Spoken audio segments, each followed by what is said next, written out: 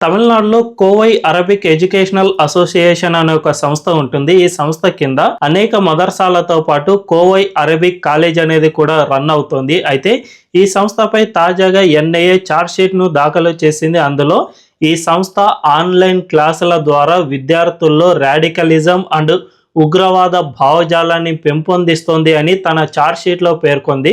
దీనికి సంబంధించిన మూలాలు 2022 అక్టోబర్లో బయటపడ్డాయి. అప్పట్లో కోయంబత్తూరులోని ఒక టెంపుల్కు చాలా సమీపంలో కారు పేలుడు జరిగింది. ఈ పేలుడుకు సంబంధించి 18 మందిని అరెస్ట్ చేశారు. ఇందులో 14 మంది ఇంక్లూడింగ్ ఈ పేలుడుకు ప్లాన్ చేసిన వ్యక్తి అయిన జమీషా ముబిన్ కూడా ఈ అరబిక్ ఎడ్యుకేషనల్ సొసైటీలోనే చదువుకున్నారు. ఆన్లైన్ క్లాసుల ద్వారా వీళ్ళు ఉగ్రవాదాన్ని పునికి పుచ్చుకున్నారు అని ఎన్ఐఏ గుర్తించింది. దీంతో ఈ సంస్థపై తాజాగా ఛార్జ్షీట్ దాఖలు చేసింది. త్వరలోనే దీన్ని పూర్తిగా నిషేధించే అవకాశం ఉంది.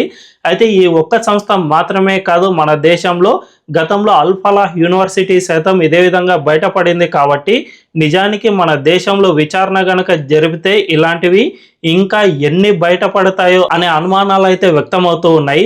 మరి మన దేశ ప్రభుత్వం అండ్ రాష్ట్ర ప్రభుత్వాలు ఇలాంటి వాటిపై ఒక కన్నేసి ఉంచాల్సిన అవసరం ఎంతైనా ఉందనే చెప్పుకోవచ్చు.